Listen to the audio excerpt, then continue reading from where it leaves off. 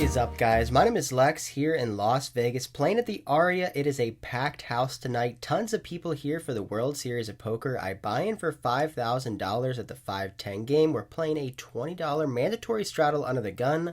Let's get started. First hand, under the gun, +1 makes it $50. I have 8 of diamonds, 6 of diamonds, a suited connector on the button. I make the call, heads up to 8-5-5. 1 diamond, we flop top pair with not the best kicker.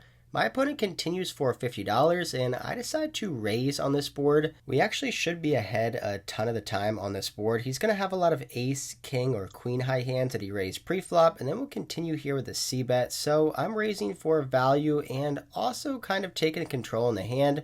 If he does have an overpair, he's probably just going to call here, and I can elect to either bet the turn or check back the turn. I make it $140 and he makes the call. This $140 raise basically showed us where we're at. When he makes the call here, I put him on overpairs, possibly some ace-king that he doesn't want to give up with yet. The turn is the queen of diamonds, giving an overcard to our pair, also giving us a flush draw, but when he checks to me, I really don't see too much point in betting here. So I decide to check back, go into the river, which is the 4 of diamonds.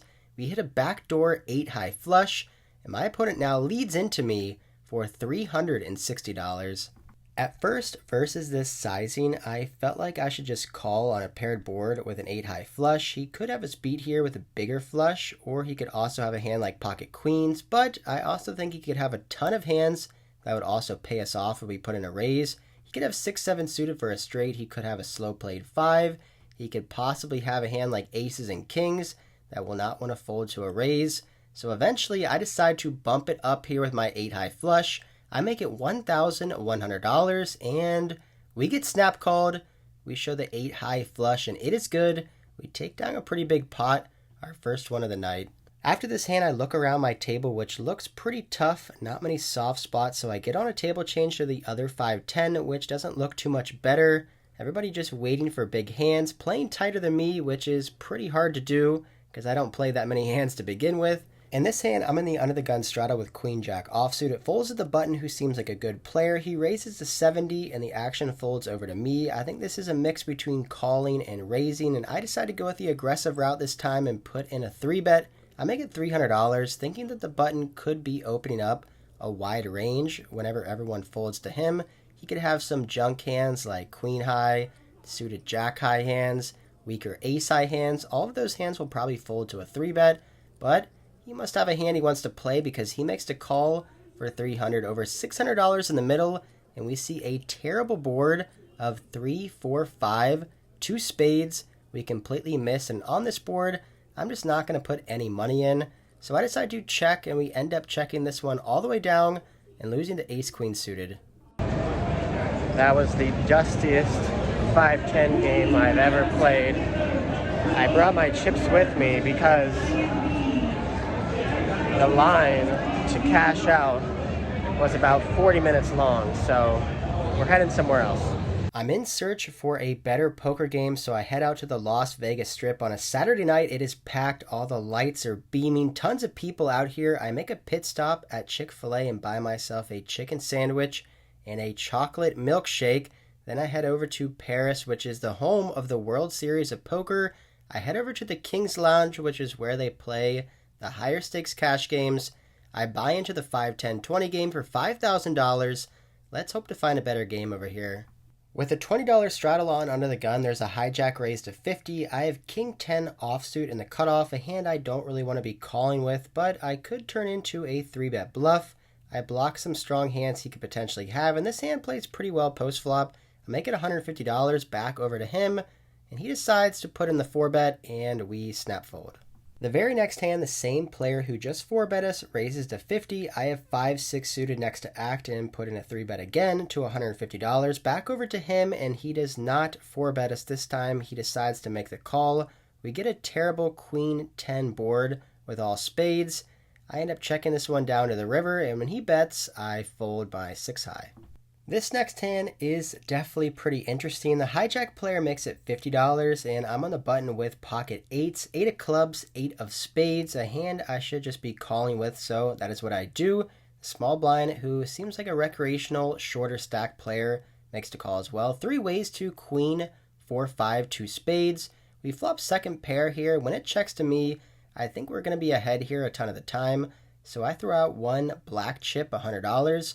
Small blind makes the call with only about $500 left, and the hijack player makes the fold.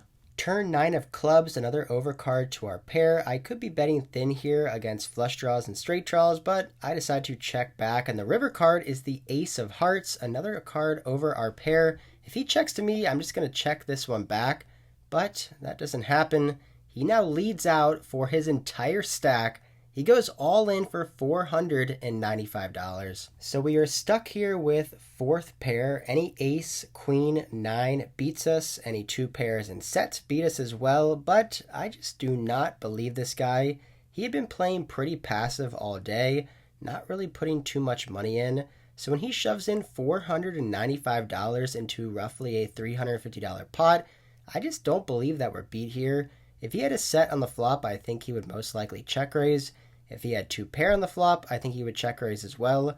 On this river ace, he's never betting this sizing with a queen X hand like queen jack or king queen. It is possible he could have ran into top pair with an ace X of spades for the nut flush draw on the flop and then hitting an ace on the river. But would he really overbet the pot with just a single pair ace, or would he bet smaller? It's possible he could have a hand like ace 4 or ace 5 for 2 pair as well, but I just don't believe him. In these spots, I like to go with my gut, and this time, I just feel like he's bluffing, so eventually, I tell him I hate to fold, and I put in the call, and he mucks. So we end up taking down this pot without even having to show our cards. Poker is a wild game. One day you look like a genius making awesome hero calls and winning all the money, and the next day you make terrible hero calls and lose all the money. It is one of the craziest games where you can be at the highest of the high and the lowest of the low within just a couple orbits, and this time we did make the right decision and the chips are going in our direction, but as you guys have seen before, sometimes it doesn't always work out like that. We end up getting moved over to another 5-10 game, which looks pretty good. A lot of recreational players, and they're straddling under the gun, so it looks like a good table for us. We immediately get into the action here where the hijack makes it 50, and I re-raise to 150 with a pair of jacks in the cutoff, and now the big blind, who met me in the hallway, told me he is a fan of the vlog and asked me to call him Super Dave. I'm hoping I get his name right. I'm pretty sure that's what he asked me to call him. He puts in a cold 4-bet. He re-raises me here to $400. He has around $5,000 in his stack, and I have roughly the same in my stack. The hijack player has around $4,000, and he elects to call the $400 4-bet.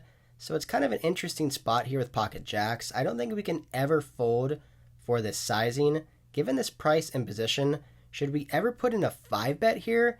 I feel like we probably shouldn't be doing that, so I just decided to make the call.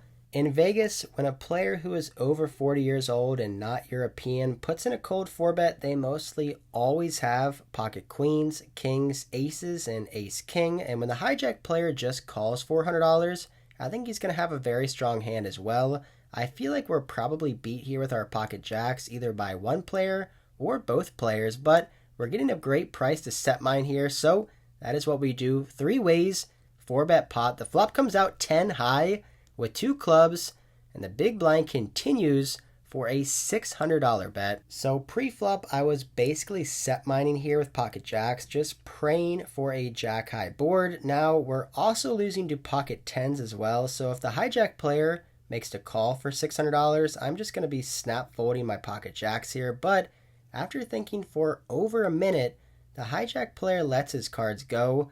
With the action back on me, we're losing to pocket queens, kings, aces, and pocket tens, but we still are beating one hand, which is ace-king. I feel like if I call here and the turn's a brick and my opponent checks, then we could possibly get to showdown here and win against ace-high. If we call here and the turn's a brick and he fires out again, I can put him on a bigger overpair than mine and probably just make the fold. Over $2,500 in a 4-bet pot. The turn is a 3, shouldn't improve my opponent and does not improve me either. He cold 4-bet pre-flop versus a 3-bet by me. He then bet into 2 people on a 10 high board, and then now is continuing to put money in the pot, betting over $1,000.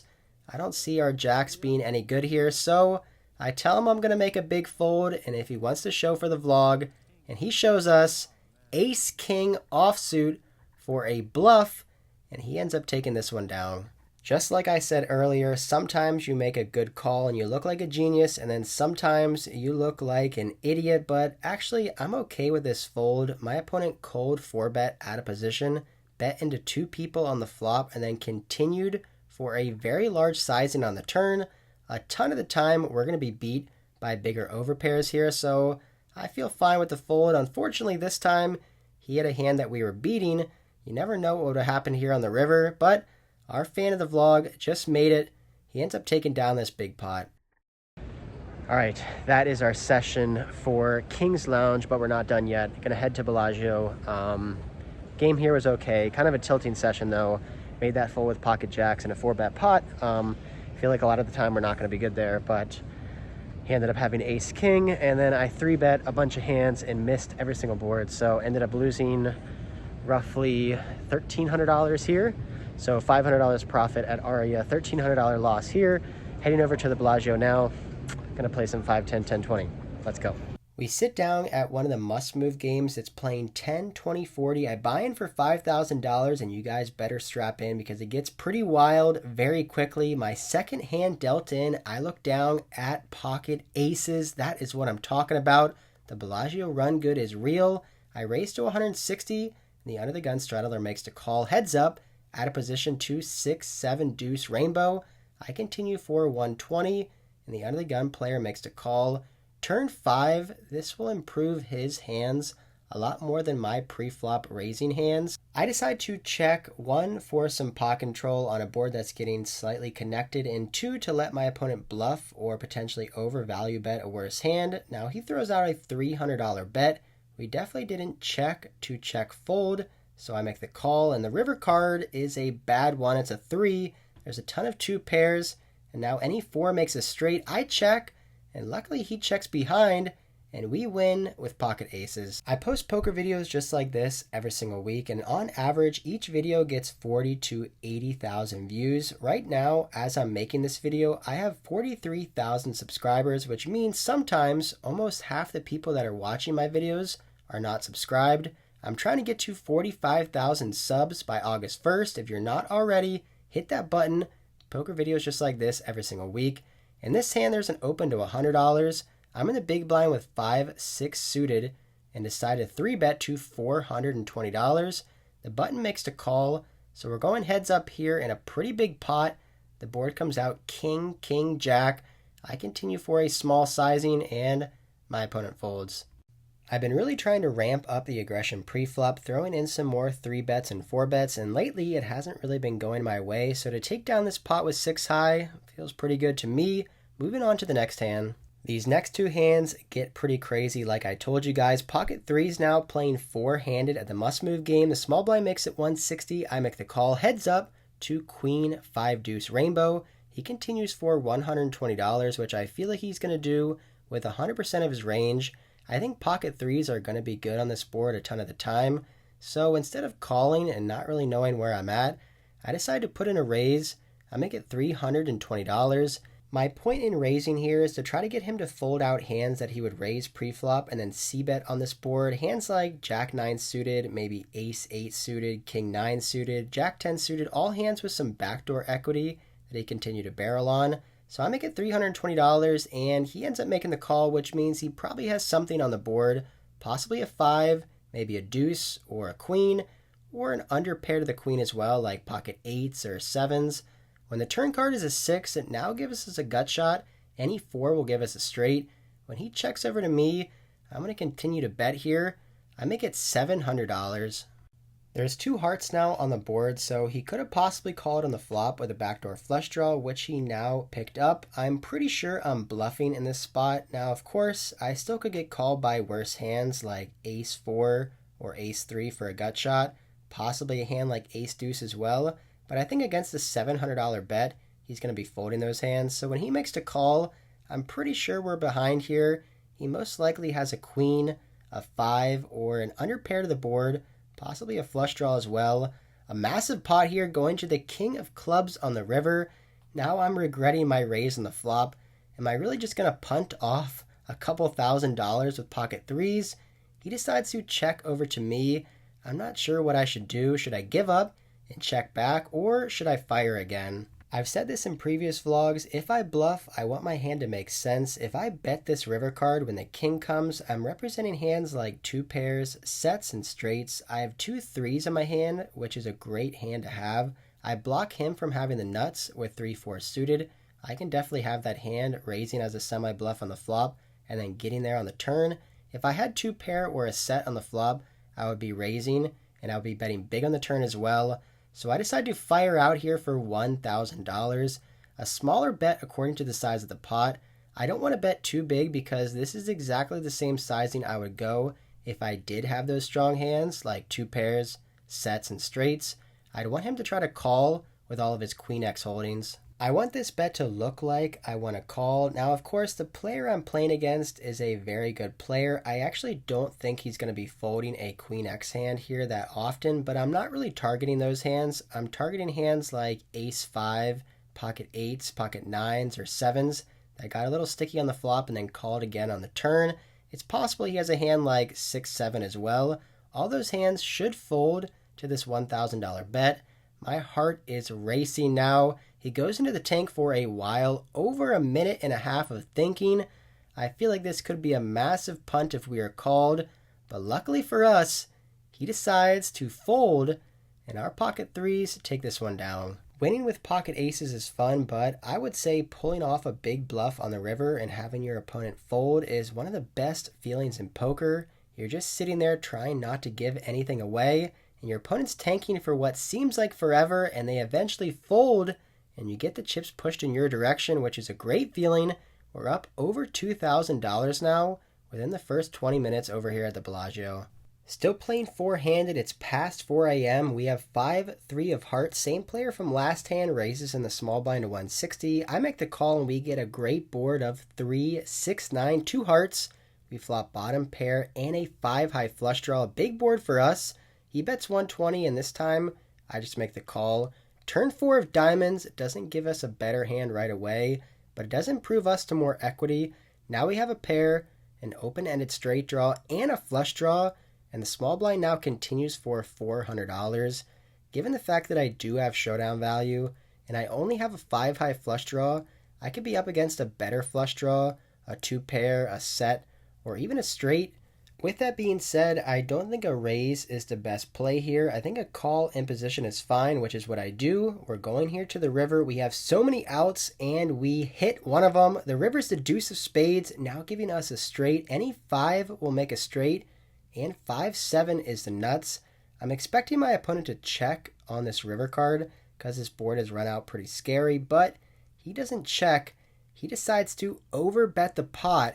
He throws out $2,000, and now the action's back over on us. We have two options here facing a $2,000 overbet on this river card. With a straight, we can either call or we can jam all in. I have about $6,000 left, which means if I jam all in, it'll be $4,000 more for him to call. And versus this overbet sizing on a one-liner to a straight, we could be losing a 5-7 suited as well. I think call is just the best option. I look back at my cards. I've been playing all night. I want to make sure I still have it. I've got a 5 in my hand. There's a 2 and a 3 and a 4 and a 5 and a 6. Yep, I have a straight, so I just decided to make the call, and he shows ace 7 of diamonds for ace high with the 7 blocker, and we end up taking down over a $5,000 pot here with 5-3 of hearts. The table ends up breaking, and we end up calling it a night. End up racking up our chips, heading to the cage, and cashing out. What a sick end to the night. 1 hour and 18 minutes at the Bellagio, 10, 20, 40, profiting $3,200. That puts us up $2,400 on the session. I will take it. I'm walking back now to the Aria to get my car that I left here about 7 or 8 hours ago. It is around 5 a.m. The sun is coming up here in the city of Las Vegas. I've just been grinding out here, grinding late hour games, making videos, and It's a constant grind, but it feels good. Ended up taking down a big profit today. I'm tired though. It's time to go to sleep, time to get some rest. I'm actually taking the day off tomorrow as well. Hope you guys enjoyed this video grinding around through Las Vegas. If you did, hit that like button. Get me to 45,000 subscribers as well. All right, until next time, I'll see ya.